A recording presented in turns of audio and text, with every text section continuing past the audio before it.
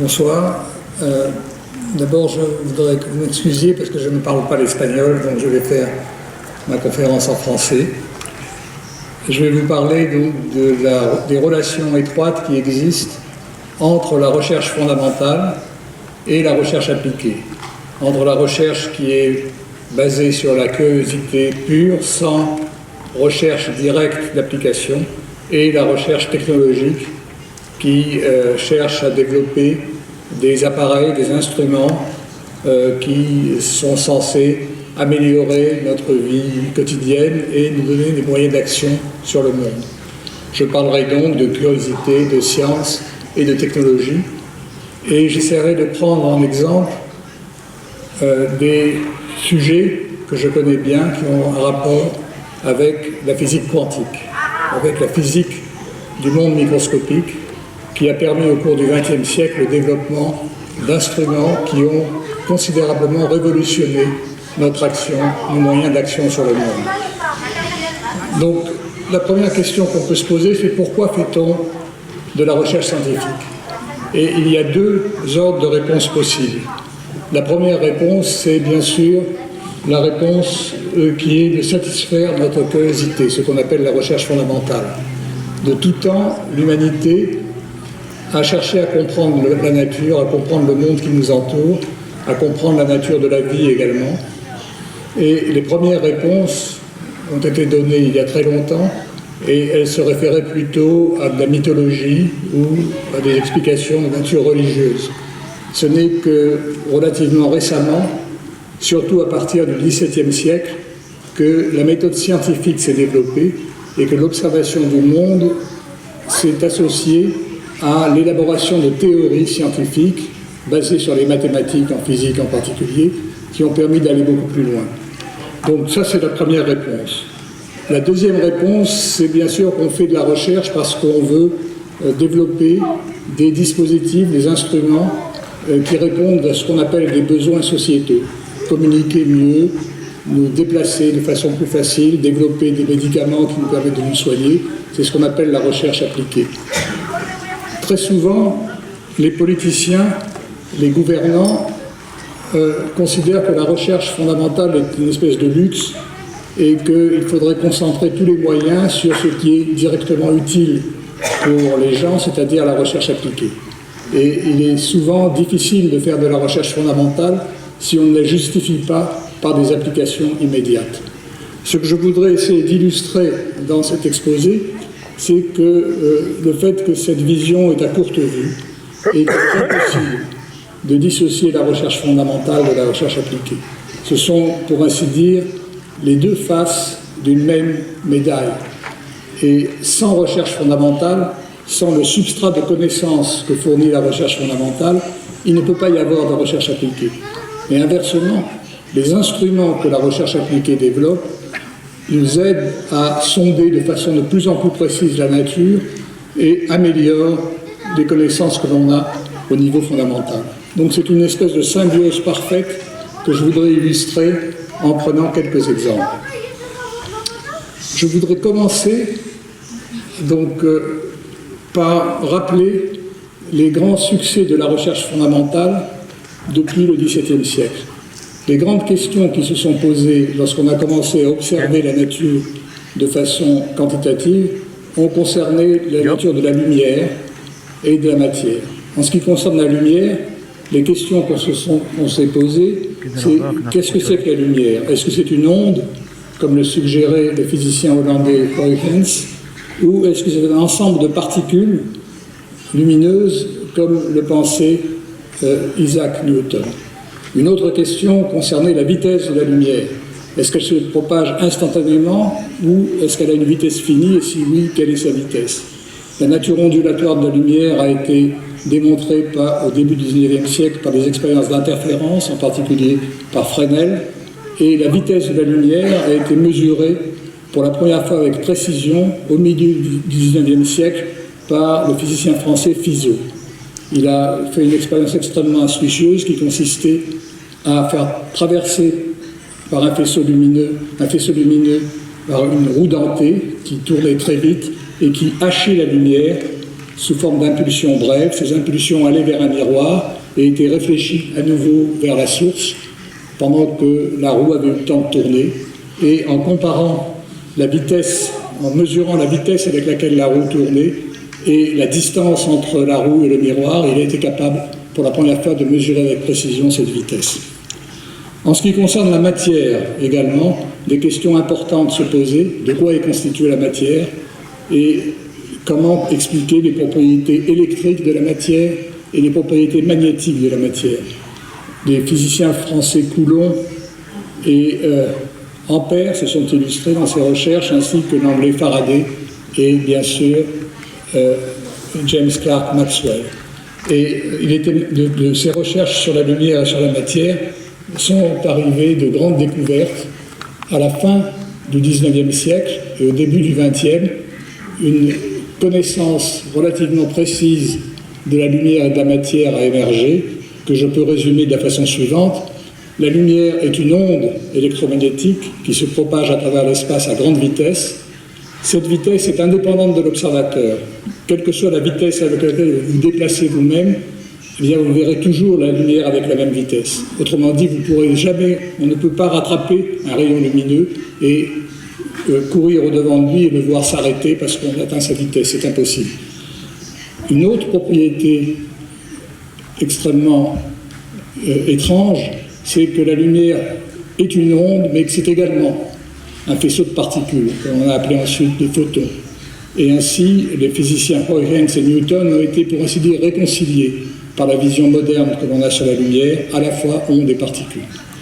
La matière, elle, est constituée d'atomes, et ces atomes sont constitués d'un noyau positif, chargé positivement, autour duquel tournent des électrons chargés négativement. C'est un petit système planétaire, mais les électrons ne peuvent pas tourner sur n'importe quelle orbite.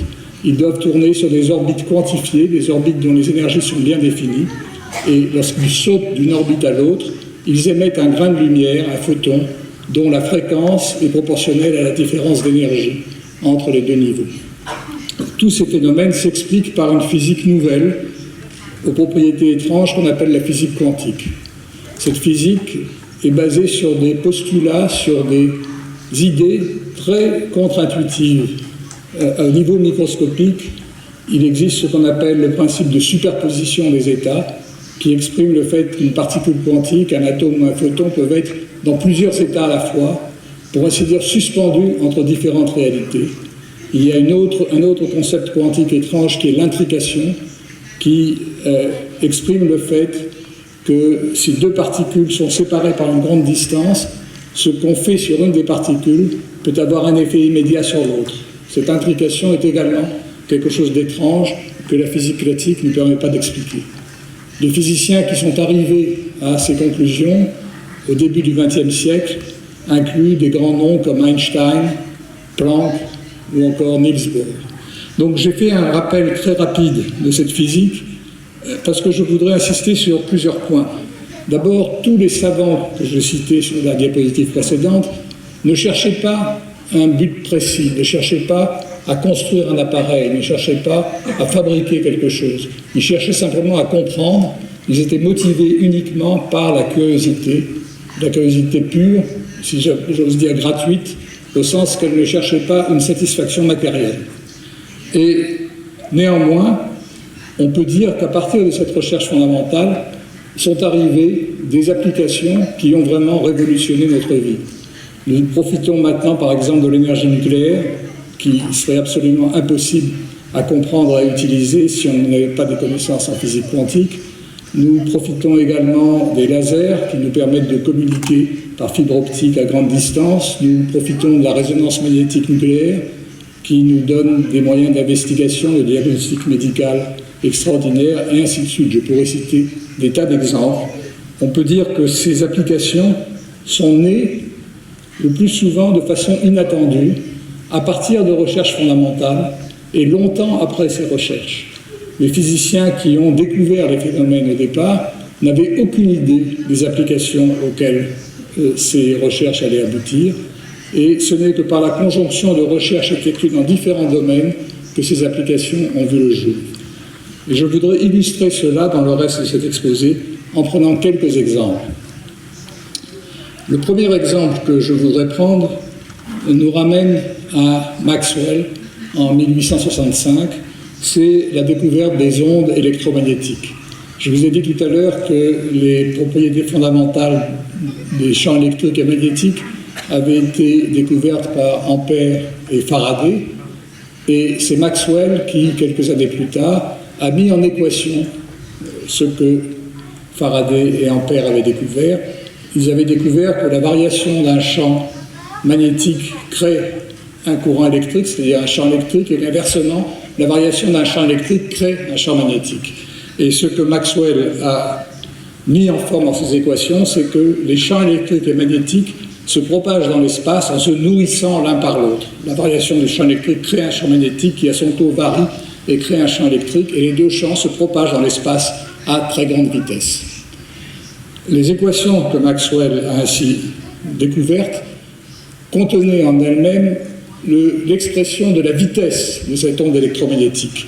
Cette vitesse qu'on appelle petit c, d'après les équations de Maxwell, et je vous rassure, c'est la seule équation que je montrerai dans cet exposé, cette vitesse de la lumière, cette vitesse des ondes électromagnétiques était inversement proportionnelle à la racine carrée de deux constantes, du produit de deux constantes, epsilon, qui est la constante de l'électricité, la constante que Coulomb avait introduite pour calculer la force d'attraction de deux charges électriques l'une sur l'autre, et mu, qui est la constante du magnétisme qu'Ampère avait introduite pour calculer la force qui s'exerce entre deux courants par l'intermédiaire des champs magnétiques qu'ils créent l'un sur l'autre. Et donc ces deux constantes, epsilon et mu, étaient bien connues. En les utilisant, Maxwell a obtenu la vitesse, pour la vitesse des ondes électromagnétiques, une valeur qui était très proche de celle que Fizeau venait de mesurer pour la lumière. Et ça, c'est une des découvertes les plus importantes de l'histoire de la physique. C'est pour ça que je veux vous présenter ici la page du manuscrit de Maxwell dans laquelle il décrit cette découverte. Donc c'est une page en anglais qui est conservée à la Royal Society à Londres, et c'est vraiment un document émouvant. Vous voyez qu'en haut, dans les deux cadres que je vous montre ici, vous avez la valeur de la vitesse de la lumière telle que Fizeau l'avait mesurée, 298 millions de mètres par seconde, et ici la valeur qu'il a trouvée en utilisant cette expression, 306 millions de mètres par seconde. Et Maxwell conclut, et c'est les trois lignes qui sont en bas de la page et que j'ai reproduites ici dans le texte original, l'accord des résultats semble indiquer que la lumière et le magnétisme sont des phénomènes de même nature et que la lumière est une onde électromagnétique qui se propage à travers l'espace selon les lois de l'électromagnétisme. Donc, dans cette page, Maxwell unifie l'électricité, le magnétisme et l'optique. Et donc il invente, finalement, il découvre les lois de l'optique et de l'électromagnétisme sous une forme unifiée. C'est peut-être l'une des pages les plus importantes de toute l'histoire des sciences, parce que cette découverte va avoir des conséquences essentielles. Donc, la lumière est une onde électromagnétique. Vous savez qu'une onde est définie par sa longueur d'onde, la distance qui sépare deux crêtes successives de l'onde. La lumière visible, celle que l'on voit à l'œil nu, correspond à une toute petite fenêtre dans le spectre des radiations. Celles dont les longueurs d'onde sont comprises entre 0,4 microns pour le bleu et 0,8 microns pour le rouge. Mais au-delà de cette petite fenêtre, il existe des ondes ultraviolettes. Il doit exister des ondes ultraviolettes et des ondes infrarouges invisibles qui étaient complètement inconnues à l'époque de Maxwell. Et donc, les équations de Maxwell contiennent cette lumière invisible qui n'a été découverte que plus tard. 20 ans plus tard, en 1885, le physicien allemand Hertz découvre les ondes de grande longueur d'onde, les ondes radio, dont je n'ai pas besoin d'insister sur leur importance. Donc, ce sont les ondes qui sont utilisées dans les communications, mais également les ondes que l'on détecte depuis l'espace par les radiotélescopes, en particulier le radiotélescope de l'ALMA, qui n'est pas loin d'ici, détecte ces ondes invisibles qui nous renseignent sur les origines de notre univers.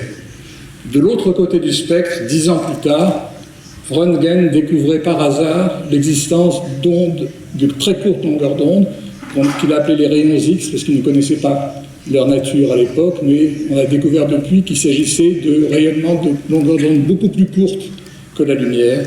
Et là encore, je n'ai pas besoin d'insister sur l'importance des rayons X pour le diagnostic médical en particulier. Donc vous voyez que ces découvertes fondamentales ont conduit à des applications essentielles dès la fin du XIXe siècle. Mais au-delà de ça, les interrogations qui se sont immédiatement posées sur la nature de la lumière, pourquoi on ne peut pas aller plus vite que la lumière en particulier, et sur la nature de l'interaction de la lumière et la matière, ont conduit à la découverte de la théorie de la relativité et de la physique quantique. Donc, la charnière entre la fin du XIXe et le début du XXe siècle a été essentielle pour l'émergence de cette recherche fondamentale qui, en même temps, a eu des applications essentielles dans la technologie moderne. À ce stade, je voudrais faire un petit rappel historique. Au début du XXe siècle, le grand physicien qui faisait vraiment référence, c'était Lord Kelvin, qui était vraiment le pape de la physique classique, et il avait, dans un discours célèbre, dit que la physique était pratiquement achevée, qu'il y avait simplement deux petites ombres à l'horizon, deux petits nuages dans le ciel clair de la physique. Un des nuages devait conduire à la relativité et l'autre nuage à la physique quantique. Mais en cette année 1900, personne ne pouvait imaginer ce qu'allaient être les technologies modernes. En 1900, il s'est tenu à Paris une grande exposition universelle dans laquelle on a essayé, les exposants, présenter les résultats de la technologie de l'époque, et on se demandait à l'époque quelle serait la technologie de l'an 2000. Qu'est-ce qui se passerait 100 ans plus tard? Et je vous ai reproduit ici un certain nombre de cartes postales qui ont été diffusées à l'époque, en France, en Angleterre, en Allemagne, et vous voyez que les prédictions que l'on faisait pour l'an 2000 sont très loin de la réalité. Personne n'avait imaginé le téléphone portable, l'ordinateur, le laser et le GPS. Donc vous voyez qu'il est très difficile d'extrapoler à un instant donné de l'histoire des sciences et de faire des prédictions sur l'avenir.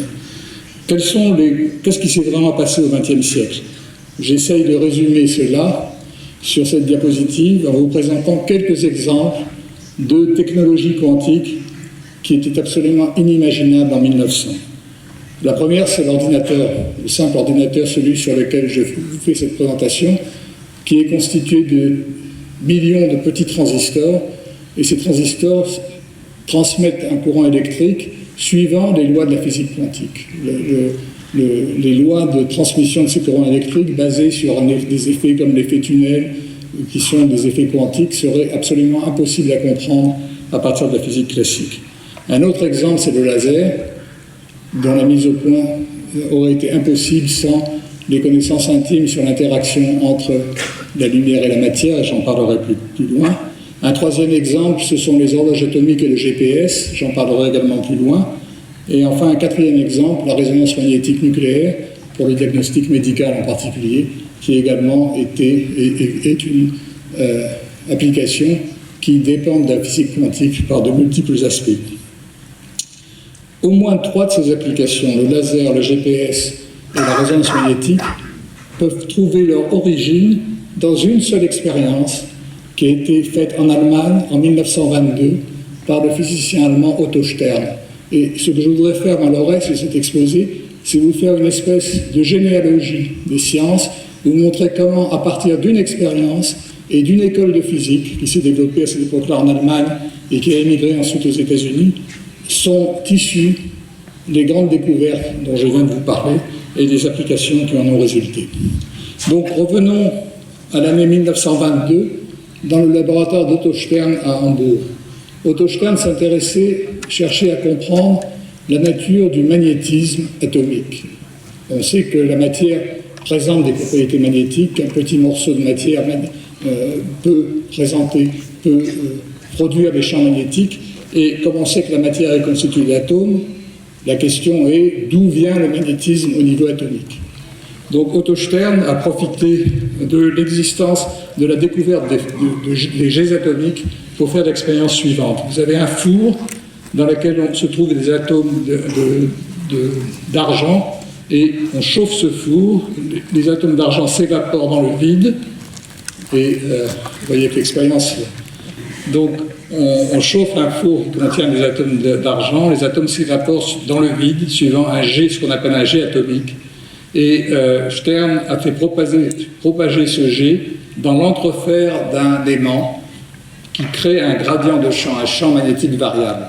Et donc, l'idée de Stern, c'était que, en mesurant la déflexion de ces atomes d'argent dans le jet, il pourrait mesurer le moment magnétique porté par chaque atome. Et il s'attendait à voir une tache étalée sur l'écran, parce qu'il s'attendait classiquement à ce que le moment magnétique puisse prendre n'importe quelle orientation par rapport au gradient de champ électrique. Et la grande surprise qu'il a eue a été d'observer qu'au lieu de la prédiction classique, on voyait en fait deux taches séparées, montrant que le magnétisme des atomes ne pouvait prendre que deux valeurs, un moment magnétique, un petit aimant pointant vers le haut, ou un petit aimant pointant vers le bas. Ce qu'il a démontré dans cette expérience, c'est le fait que le moment magnétique, le magnétisme des atomes est quantifié. Et en fait, ce qu'il mesure dans cette expérience, c'est le moment magnétique de l'électron de valence de l'atome d'argent. Donc il a obtenu ce résultat important, et l'appareil qu'il a construit sépare les moments magnétiques pointant vers le haut ou vers le bas, moments magnétiques qu'on appelle en anglais, de façon beaucoup plus courte, le spin. Je vous montre ici la trace expérimentale de cette expérience, le résultat expérimental. En fait, il déposait les atomes d'argent sur une plaque de verre, comme une plaque photographique, et vous voyez que ce qu'il observe, c'est deux traces séparées. Ici, elles se rejoignent sur les bords parce que le gradient de champ magnétique s'annule au bord.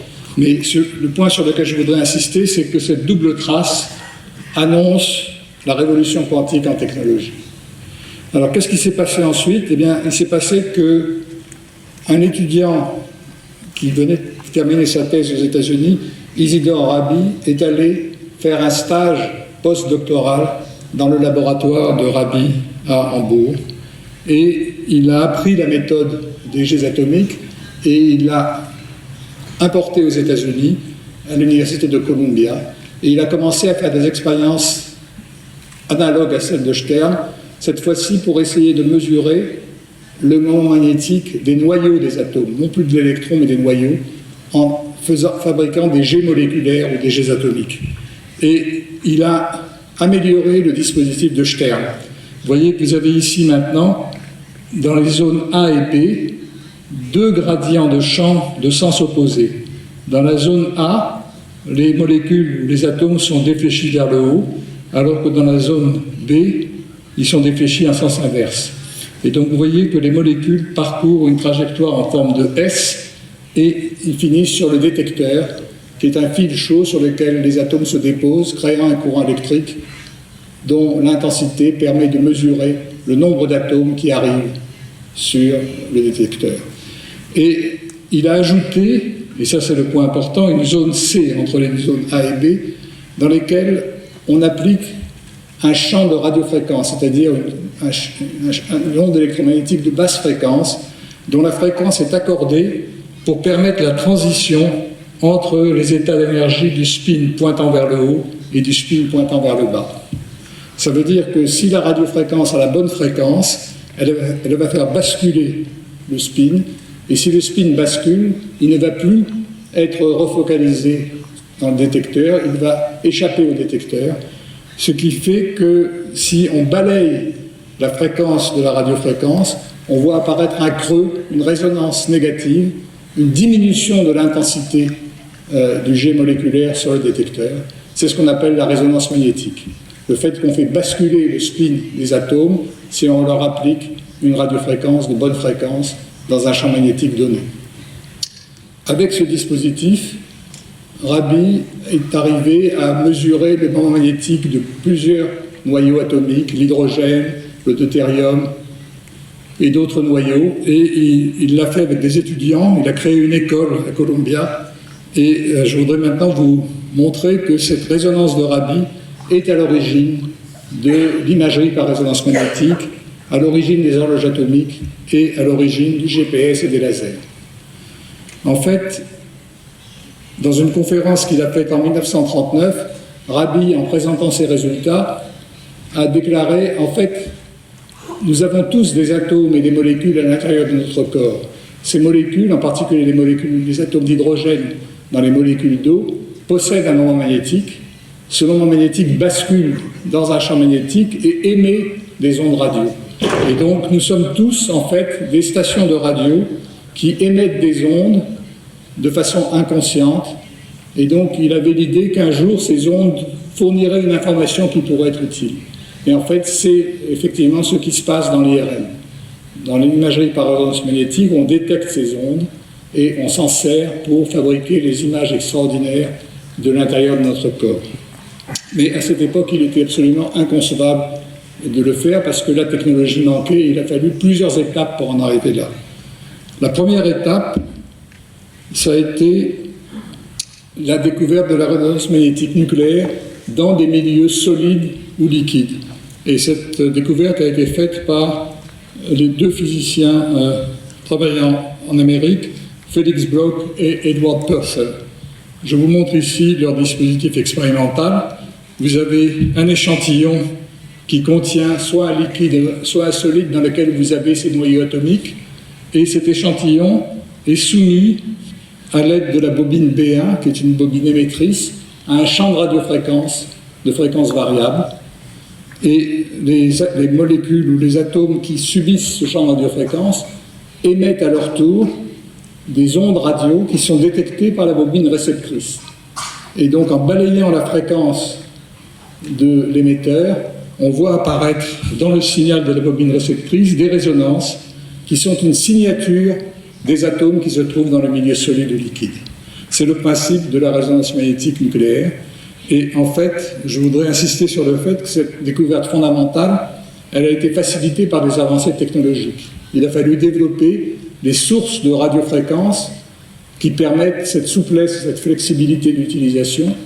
Et ces sources, elles ont été mises au point comme des retombées de la physique, de la technologie des radars que les Américains et les Anglais avaient développées pendant la Seconde Guerre mondiale. Cette résonance magnétique nucléaire, elle a créé elle a eu beaucoup d'applications en physique, en chimie, en biologie pour étudier les échantillons solides, liquides ou gazeux dans lesquels on voulait détecter les propriétés des atomes ou des molécules. Mais elle a également permis le développement de l'imagerie par résonance magnétique. En effet, qu'est-ce que c'est que cette imagerie? Nous avons, comme je vous l'ai dit, dans notre corps, beaucoup de molécules d'eau. Ces molécules d'eau sont formées d'un atome d'oxygène et de deux atomes d'hydrogène. Les atomes d'hydrogène portent un petit moment magnétique qui précesse dans un grand champ magnétique. Il faut donc disposer d'un champ magnétique très intense pour que ces molécules précessent à haute fréquence. Et donc, on fabrique ce champ à l'aide de bobines supraconductrices qui doivent être maintenues à une très basse température, d'où l'importance de ce container, de ce diwar qui contient l'hélium liquide. Et ceci explique pourquoi, en imagerie par résonance magnétique, on doit mettre le corps du patient à l'intérieur de ce tube dans lequel existe ce champ magnétique intense.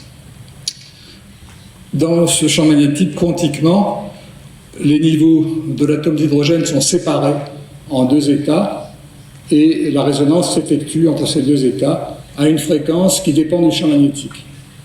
Donc si on place le patient dans un gradient de champ magnétique, dans un champ magnétique variable, les molécules vont répondre à des fréquences différentes suivant l'endroit où elles se trouvent, parce que suivant l'endroit où elles se trouvent, le champ magnétique est différent. Et c'est cette discrimination de réponses de fréquences différentes suivant l'endroit qui est l'information utilisée pour reconstituer l'image, pour savoir quelle est la densité d'atomes d'hydrogène dans chaque point. Et donc à partir de là, la diffusion des ondes radio de fréquences variables permet de reconstituer des images de l'intérieur du corps. On mesure simplement la densité d'atomes d'hydrogène en différents points. Vous voyez que c'est une conjonction de différentes technologies quantiques. Les bobines supraconductrices, la supraconductivité est une propriété quantique. Les ordinateurs qui permettent de décoder ces images, de transformer les ondes en images, ces ordinateurs dépendent de propriétés quantiques. Et évidemment, la résonance magnétique nucléaire elle-même est une propriété intrinsèquement quantique. Et nous savons que ces recherches conduisent à des applications extrêmement intéressantes, non seulement en médecine, mais également en neurosciences. Vous voyez ici le cerveau de quelqu'un à qui on demande d'accomplir une tâche physique, par exemple déplacer un membre ou penser à quelque chose, et différentes régions de son cerveau s'allument littéralement sous l'effet de la pensée. Simplement, ce qui se passe, c'est que lorsqu'elles sont activées, il y a un afflux de sang dans ces différentes régions. Le sang porte des molécules d'hémoglobine qui sont magnétiques et ça modifie le signal de résonance magnétique dans ces points. Et donc, on peut suivre en temps réel l'évolution interne du cerveau et donc commencer à dégager, à faire des recherches qui explorent les fonctions cérébrales, allant jusqu'à l'étude de l'émergence de la conscience. Donc voilà une application que Félix Bloch ou Edward Purcell n'auraient jamais imaginé, leur découverte de la résonance magnétique nucléaire avec des applications insoupçonnées à l'époque. Je voudrais parler maintenant des horloges atomiques et du GPS, et pour cela faire une brève histoire de la mesure du temps. On mesure le temps à l'aide d'horloges. Qu'est-ce que c'est qu'une horloge? C'est un dispositif périodique qui bat à une certaine fréquence et on compte les fréquences. Les premières horloges au XIVe siècle étaient ce qu'on appelle les horloges des tours des cathédrales. C'était un long fil au bas duquel on avait une barre horizontale qu'on appelle un folio et on tordait le fil et donc les oscillations de torsion du folio allant de gauche à droite étaient mesurées à l'aide d'un mécanisme d'échappement, une roue dentée, et on comptait le temps de cette façon-là. Alors le folio oscillait à une fréquence très basse, ce qui donnait une relative incertitude dans la mesure. Au XVIIe siècle, on a augmenté la fréquence en inventant le pendule, qui a une longueur de l'ordre du mètre et qui bat avec une période de l'ordre de la seconde. Et les physiciens Huygens et Galilée ont joué un rôle important pour la mise au point de ces pendules, le développement du mécanisme d'échappement qui permet de compter les périodes et de relier l'oscillation du pendule au déplacement d'une aiguille sur un cadran. Et puis, au XVIIIe siècle, on a remplacé le pendule par un ressort qui, lui, peut osciller à plusieurs centaines de cycles par seconde. Et c'est le début des montres à ressort, des chronomètres, en particulier pour des chronomètres de marine. Vous savez qu'un des grands problèmes de la navigation, c'est la mesure des longitudes. On s'éloigne du port de départ, vers l'est ou vers l'ouest, et la façon de mesurer la longitude, c'est de comparer le temps local, qui dépend de la position, qui est exprimé par la position du soleil dans le ciel, à midi par exemple, et le temps du port d'origine. Et pour ça, il faut être capable de transporter une horloge qui garde le temps, avec précision, le temps du port d'origine, et en particulier l'horloger Harrison en Angleterre a développé les premiers chronomètres de précision. Il a fallu ensuite attendre le XXe siècle pour augmenter encore la fréquence et baser les horloges sur les oscillations d'un quartz, les vibrations d'un diapason fait en quartz. Ces oscillations sont transformées en un courant électrique par ce qu'on appelle l'effet piézoélectrique, et maintenant la fréquence devient plusieurs dizaines de kilohertz. Le principe est toujours le même. Il faut coupler un oscillateur à un mécanisme d'échappement qui compte les périodes et qui également qui permet d'entretenir le mouvement. Alors ça c'est la physique des horloges pré-quantiques, si j'ose dire. À partir des années 1960, on a fait beaucoup mieux. Je vais d'abord vous rappeler la précision. Les horloges, les tours d'horloge ont une précision de l'ordre de 1 part sur 100, ce qu'on appelle 10-2 pour les physiciens, c'est-à-dire environ un quart d'heure d'erreur par jour. Les pendules ont une précision de l'ordre 10-4, c'est-à-dire de l'ordre d'1 minute par jour, ou quelques secondes par jour. Le chronomètre de Harrison atteint une précision de l'ordre de quelques secondes par mois. C'est ce qu'il faut comme précision pour mesurer la longitude avec précision après un voyage de quelques semaines sur mer. Les horloges à quartz arrivent à une précision de l'ordre de 10-8, qui est 1 seconde par an, ce qui déjà paraît extraordinaire. Eh bien, avec les horloges atomiques, qui sont basées sur les oscillations d'électrons à l'intérieur des atomes, on passe brutalement de 10-8 à 10-14. Et puis ensuite, lorsqu'on arrive aux fréquences optiques, aux horloges optiques, on passe à 10-18. Donc vous voyez qu'en quelques dizaines d'années, on a fait une progression sur la précision des horloges supérieure à ce qui avait été fait au cours des 4 siècles précédents. Alors pourquoi est-ce que tout cela résulte du travail de Rabi? En fait, la première horloge atomique est un appareil de Rabi amélioré. Et elle est basée sur un dispositif qui a été mis au point par Norman Ramsey, qui était un étudiant de Rabi. C'est ce qu'on appelle l'horloge de césium. Vous voyez que c'est un dispositif de jet atomique avec des atomes de césium. Et l'amélioration par rapport à Rabi, c'est qu'au lieu d'avoir une zone de radiofréquence, on en a 2. Et les atomes traversent successivement les 2 zones. Ici, on a un polariseur qui permet de séparer les 2 états de la transition, et ici, un analyseur qui permet de détecter un état ou l'autre. Et la différence, si vous avez 2 zones au lieu d'une, c'est que maintenant, votre résonance va présenter des franges, ce qu'on appelle des franges de Ramsey. Et la frange centrale est extrêmement fine. Si maintenant on asservit la micro-onde pour que le système soit au sommet de cette frange centrale, on va avoir une micro-onde qui va être asservie, qui va être forcée d'osciller à la fréquence exacte de la transition de l'atome de césium. C'est une transition à une fréquence de 9 GHz, 9 milliards d'oscillations par seconde, et l'augmentation de la fréquence par rapport au quartz explique l'augmentation de précision.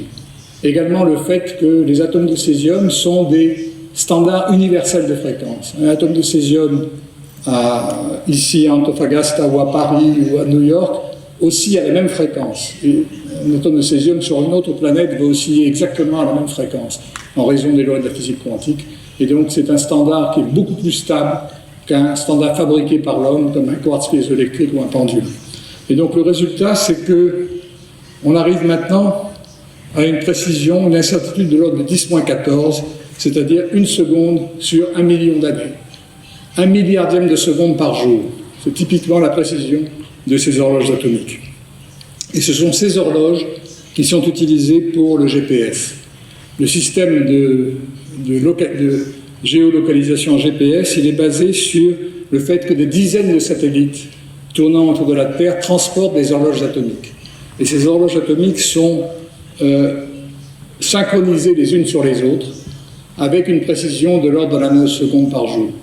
Et lorsque vous achetez un appareil GPS ou lorsque vous utilisez simplement votre téléphone portable en mode GPS, eh bien, votre téléphone reçoit des signaux de 3 ou 4 horloges et par triangulation, il vous permet de vous localiser à la surface de la Terre avec une précision de l'ordre du mètre. Ce qui est absolument extraordinaire et ce qui est un résultat de la physique quantique et également de la relativité. Parce que les horloges qui se déplacent autour de la Terre ont une vitesse relative par rapport à vous. Et donc il faut corriger les indications des horloges des corrections relativistes, de relativité restreinte et également de relativité générale, qui indique qu'une horloge qui se trouve dans un champ de gravitation différent va osciller à une fréquence différente. Et donc, si on ne tenait pas compte de ces corrections, le GPS serait en erreur de plusieurs kilomètres. Donc vous voyez qu'un effet qui paraît aussi ésotérique qu'un effet de relativité générale est essentiel dans la vie de tous les jours pour permettre le fonctionnement d'un appareil aussi largement utilisé que le GPS de nos jours. Je voudrais maintenant, dans la dernière partie de cet exposé, vous parler du laser, parce que, comme vous allez le voir, l'utilisation des lasers a permis d'améliorer encore la précision des horloges de façon spectaculaire, mais également d'autres applications extrêmement importantes. Et le laser voit également son origine dans des recherches fondamentales effectuées au début du siècle dernier. Et on voit à nouveau apparaître le nom d'Einstein dans cette histoire. En fait, Einstein a découvert ce qu'on appelle le phénomène d'émission stimulée. Il faut que je vous en dise quelques mots maintenant. Qu'est-ce que c'est d'abord? Comment est-ce que les atomes émettent de la lumière? Pour qu'un atome émette de la lumière, il faut d'abord l'exciter. Et à partir du moment où il est dans un état excité, il va retomber à l'état fondamental en émettant un photon. C'est ce qu'on appelle l'émission spontanée. C'est un phénomène qui a été découvert et décrit par Niels Bohr au début du XXe siècle. La propriété essentielle de l'émission spontanée, c'est qu'elle est aléatoire. Le photon est émis à un instant imprévisible, dans une direction imprévisible a priori, avec une fréquence et une polarisation aléatoire également. Einstein connaissait évidemment l'émission spontanée, mais il s'est rendu compte que pour comprendre profondément la façon dont les atomes interagissent avec la lumière, l'émission spontanée n'était pas suffisante. Et il fallait ajouter un processus que j'essaie de décrire maintenant, qui est l'émission stimulée. Qu'est-ce que c'est que l'émission stimulée? Un atome excité reçoit un photon, et ça l'induit à émettre un deuxième photon en retombant à l'état fondamental, mais cette fois-ci un deuxième photon identique au premier, identique au photon qui a stimulé son émission. C'est-à-dire un deuxième photon qui va avoir la même direction, la même fréquence, la même phase que le photon initial.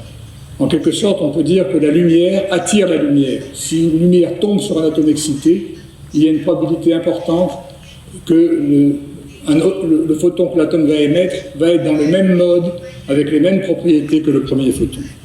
Et ça, c'est un phénomène d'amplification de la lumière, évidemment, très important. Et c'est le phénomène qui est à la base du laser. Qu'est-ce que c'est qu'un laser? Je vous montre en bas de cette image. Un laser, c'est un dispositif dans lequel vous avez deux miroirs. Entre ces miroirs, vous avez des atomes. Vous devez porter ces atomes dans l'état excité. Il faut apporter de l'énergie de laser. Ça peut être une décharge électrique ou ça peut être une lampe qui excite les atomes.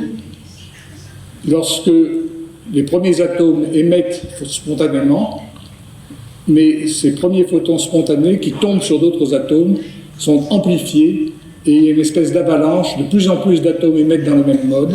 Et la lumière va et vient entre les miroirs et s'amplifie. Si l'un des miroirs est légèrement transparent, eh bien, une partie du jet s'échappe et c'est le faisceau laser. Donc la lumière entre les miroirs est amplifiée par les atomes excités et une fraction de la lumière s'échappe à travers le miroir. C'est ce qu'on appelle le faisceau laser. Alors, les premiers lasers ont fonctionné dans les années 60. Il a fallu plus de 40 ans entre la découverte fondamentale d'Einstein et l'application qu'est le laser. Et entre-temps, en fait, les premiers systèmes de ce genre fonctionnaient dans le domaine des micro-ondes. Qu'est-ce qui différencie la lumière laser d'une lumière classique? Dans la lumière classique, la lumière des lampes de cette pièce ou la lumière du soleil, les différents atomes émettent indépendamment les uns des autres par émission spontanée.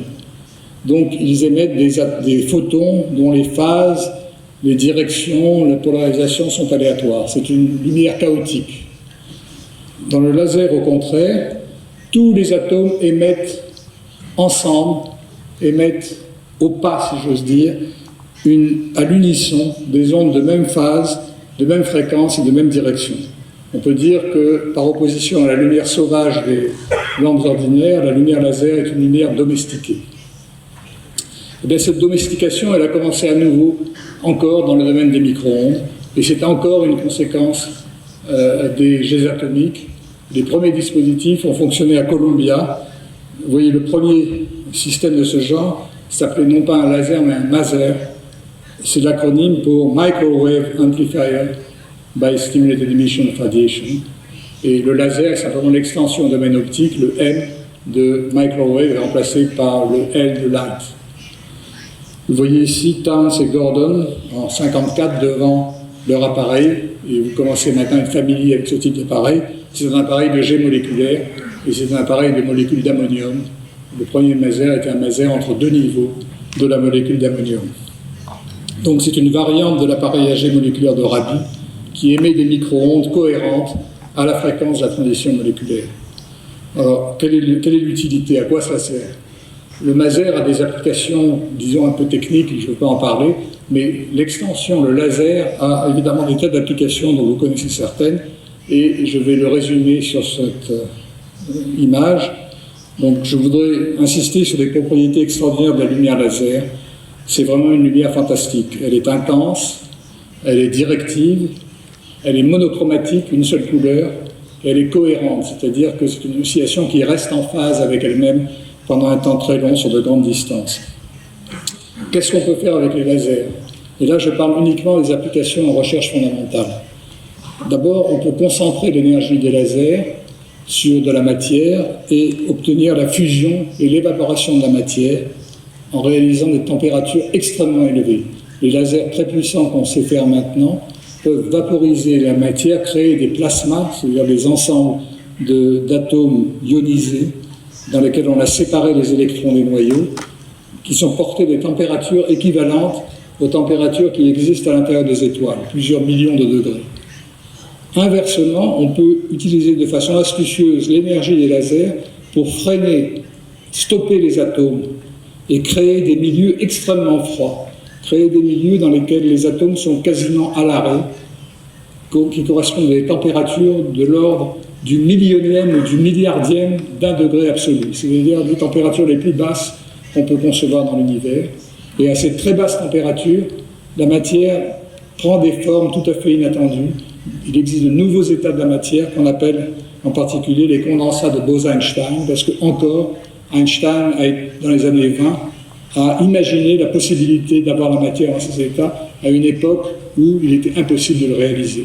Et ce n'est que 70 ans plus tard, en 1995, qu'on a pu, grâce au laser, créer ces nouveaux états de la matière ultra froide. Un autre domaine d'application est lié à la stabilité spatiale et temporelle de ces faisceaux. Un faisceau laser oscille sans manquer une seule période sur des millions de kilomètres. On peut avoir une onde parfaitement pure, avec une phase parfaitement définie sur des millions de kilomètres, avec une stabilité extraordinaire qui va être utilisée pour fabriquer des horloges très précises. Si maintenant on fait osciller un laser à plusieurs fréquences, les ondes interfèrent les unes avec les autres, et si on a suffisamment d'ondes, eh bien on crée une situation où à un instant donné on a une intensité très importante parce que toutes les ondes sont en phase, et un peu plus tard l'intensité devient nulle parce que les ondes se déphasent les unes par rapport aux autres, et on a maintenant une succession d'impulsions lumineuses très courtes. Elles peuvent être tellement courtes qu'elles peuvent durer simplement quelques attosecondes. Une attoseconde, c'est un milliardième de seconde.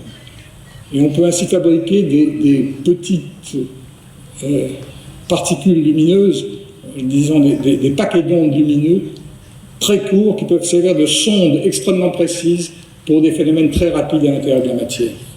Donc je vais simplement résumer de façon très rapide ce qu'on pouvait faire. C'est vraiment un outil miraculeux, très flexible, pour faire de la recherche fondamentale en physique, en chimie et même en biologie, pour étudier des processus biologiques rapides par exemple, et avec des applications très nombreuses à la mesure du temps, à la médecine, aux communications. Je voudrais conclure en décrivant rapidement 3 domaines.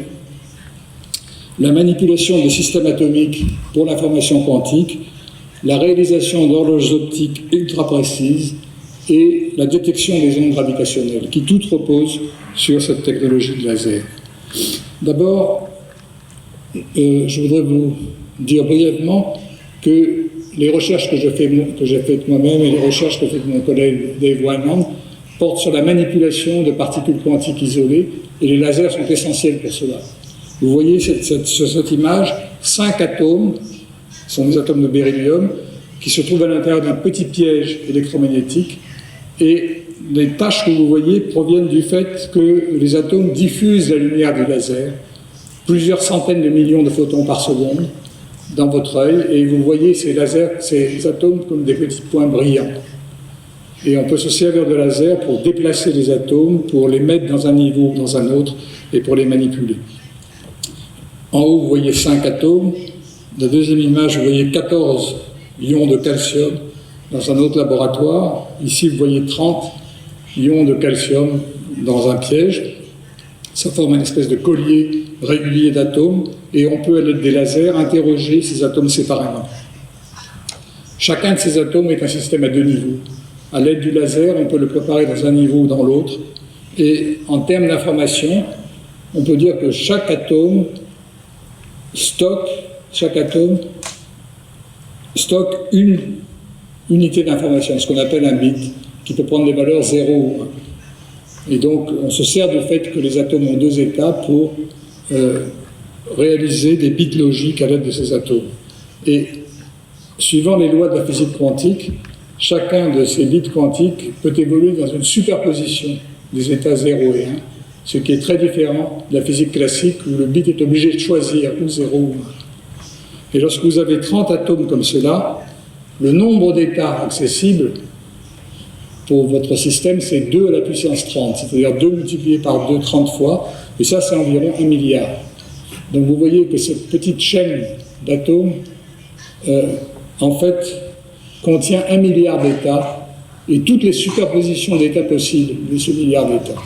Et c'est à partir de là, en jouant avec ce genre de système, qu'on réalise des espèces de bouliers atomiques qui sont des précurseurs de ce qui pourrait être un jour un ordinateur quantique. À Paris, donc c'était la justification du prix Nobel Dave Wineland, ce que nous faisons, nous, à Paris, c'est l'opposé. Au lieu de piéger les atomes et d'utiliser la lumière pour les observer, nous faisons le contraire. Nous piégeons la lumière, en fait de la lumière micro-ondes invisible, entre deux miroirs ultra réfléchissants, et nous envoyons des atomes un à un à travers cette cavité, et les atomes emportent de l'information sur les photons. Et on peut de cette façon-là, le point important, c'est que ces photons sont piégés pendant un temps très long, pendant un temps de l'ordre d'un dixième de seconde, et pendant ce temps, des milliers d'atomes peuvent traverser la cavité, manipuler le champ de photons à l'intérieur de la cavité et préparer des états de superposition dans lesquels il peut y avoir à la fois 1 et 2 photons, ou à la fois 2 et 3 photons, et ainsi manipuler le champ et compter et contrôler le nombre de photons dans la cavité, des recherches qui peuvent conduire peut-être à la mise au point de mémoire quantique.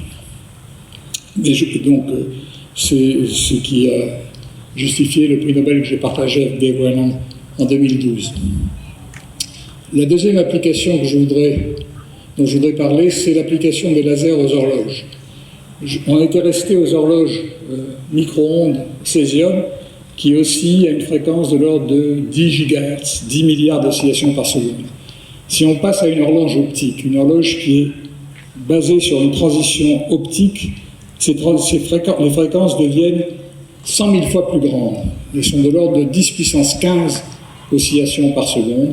Et donc la précision et la précision des horloges va augmenter de cette façon-là. Le seul problème, c'est qu'il faut être capable de compter les fréquences optiques.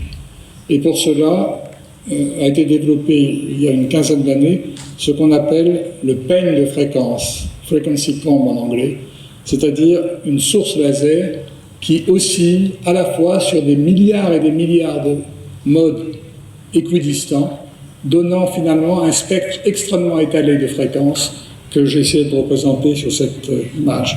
Vous voyez ici, vous avez un laser qui émet dans une fibre optique, et lorsque la lumière traverse une certaine longueur de fibre optique et que vous faites l'analyse spectrale de la lumière, vous voyez en fait une lumière blanche, une lumière qui s'étale du rouge au bleu. Pour cela, il faut utiliser des fibres spéciales qui sont des fibres dites en nid d'abeille. Donc vous voyez ici la section.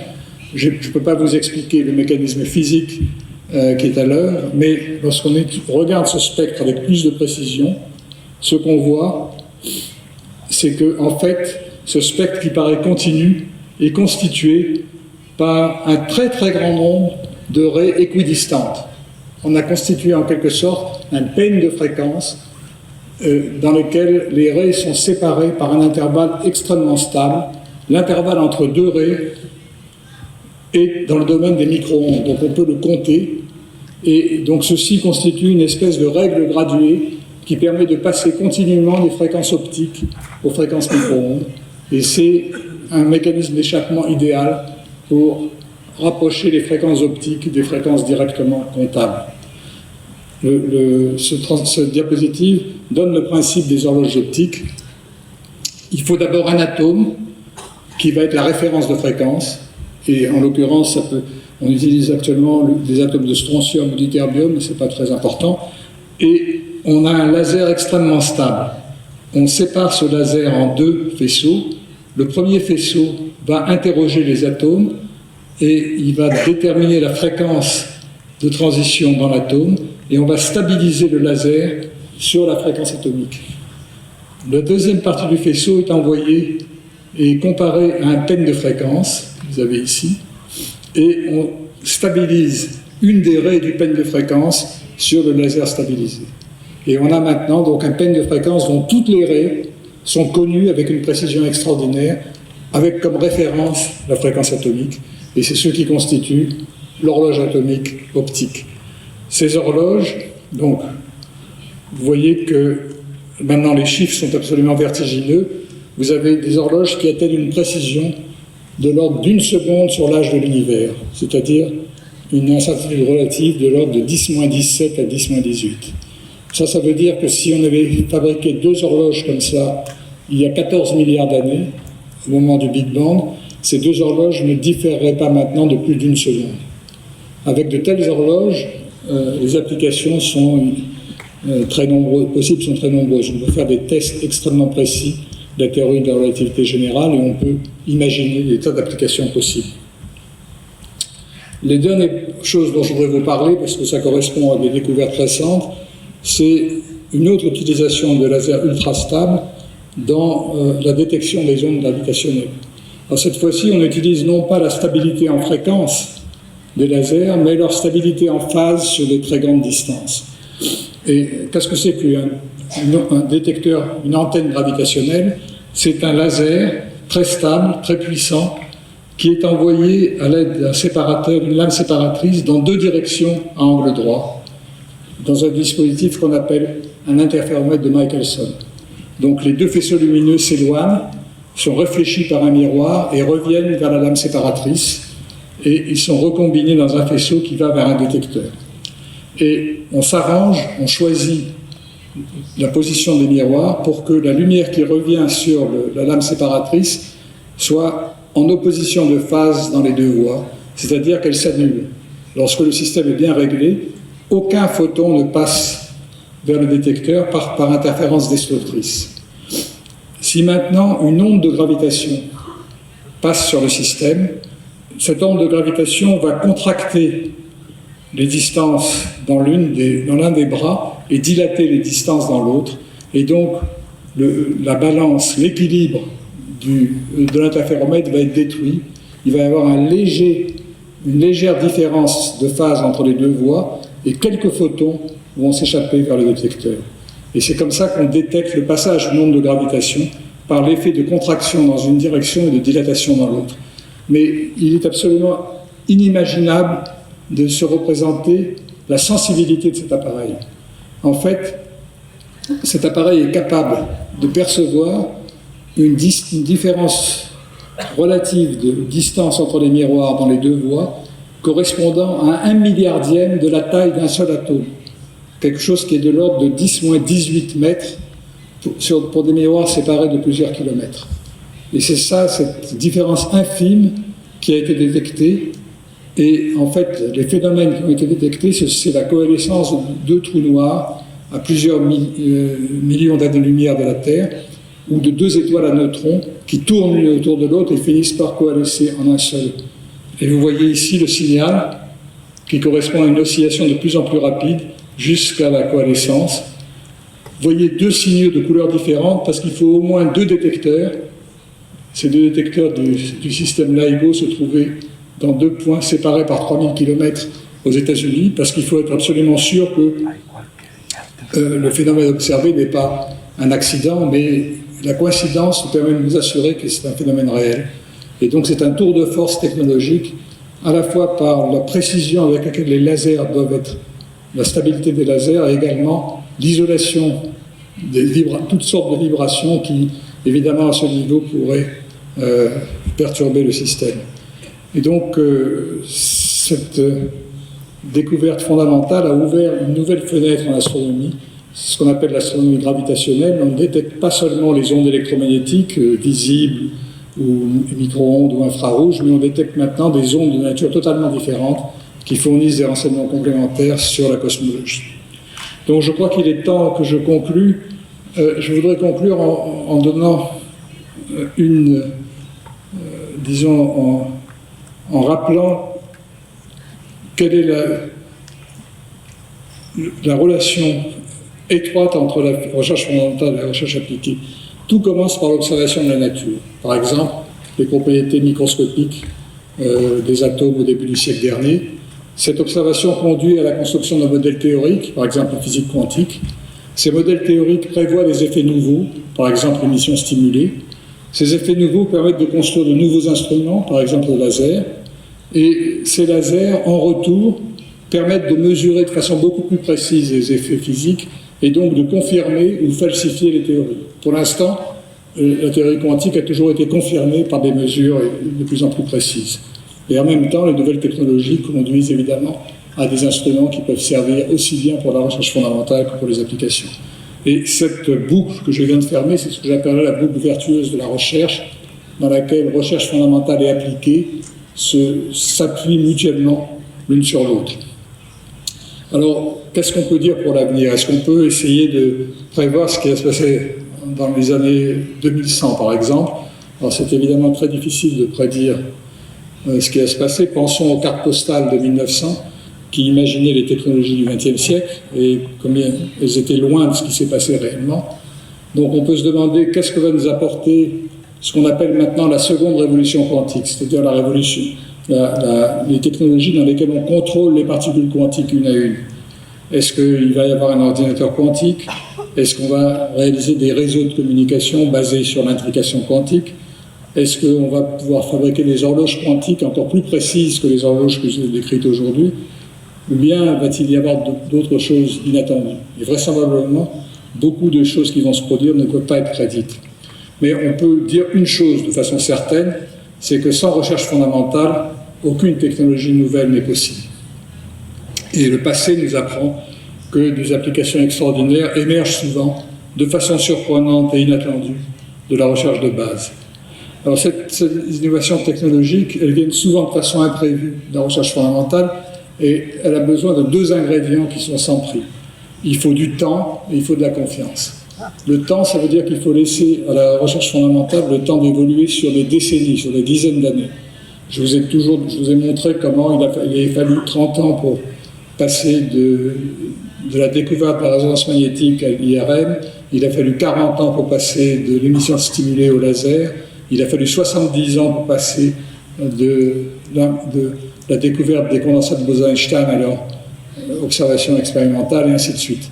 Et il faut donc de la confiance, parce qu'il faut être capable de travailler dans un environnement où on vous donne les moyens de travailler sur le long terme sans vous demander de résultats immédiats. Et il y a très peu d'institutions de recherche dans le monde qui défendent ces valeurs actuellement. Je vous l'ai dit au début, les politiciens et les bureaucrates obéissent aux lois du marché, dont les valeurs sont la rapidité de résultats et le contrôle par les contrats de recherche, ce qui est exactement le contraire du temps et de la confiance. Donc il y a un gros problème actuellement dans la recherche, qui est le fait que cette recherche est basée sur les lois du marché, qui ne sont pas du tout les lois de la recherche fondamentale. Alors, je voudrais quand même conclure sur une note positive, en rappelant également que la recherche fleurit, la recherche se développe souvent lorsque les conditions et l'environnement sont les bons. Je vous ai donné l'exemple de l'école de Rabi, qui montre que c'est un grand atout de travailler dans le bon environnement avec des maîtres et des étudiants exceptionnels. Rabi était un maître absolument exceptionnel et il a eu une lignée d'étudiants et de post-docs qui ont fait des recherches très fructueuses. Il y a eu, je crois, 7 ou 8 prix Nobel qui sont issus directement de l'école de Rabi. Mon expérience personnelle, à une échelle moindre, est un peu la même. J'ai fait toutes mes recherches dans le laboratoire de l'École normale supérieure qui avait été créé par Kastler et Brossel. Et j'aime montrer cette photo qui a été prise en 1966, le jour où a été annoncé le prix Nobel d'Alfred Kastler, qui a eu le prix Nobel pour la découverte du pompage optique. Et vous voyez cette photo, on voit Kastler et Brossel. Cohen Tanucci, qui était un étudiant de Kastler et qui a été mon patron de thèse, et moi je suis ici. Donc sur cette photo prise en 1966, et vous voyez sur cette photographie, il y a quand même 3 prix Nobel issus de la même école. Il faut avoir des maîtres exceptionnels, mais ça aide aussi beaucoup d'avoir des étudiants exceptionnels. Et la photo de droite a été prise exactement dans la même salle, au même endroit, mais 47 ans plus tard, le jour où a été annoncé le prix Nobel de 2012. Et je voudrais conclure par dire que ce prix Nobel était un travail d'équipe, et en particulier, il reposait sur ma collaboration étroite avec Jean-Michel Raymond et Michel Brune, qui ont été mes étudiants et qui ont pu rester dans cet environnement avec moi pendant toute cette période. Donc voilà ce que je voulais vous dire.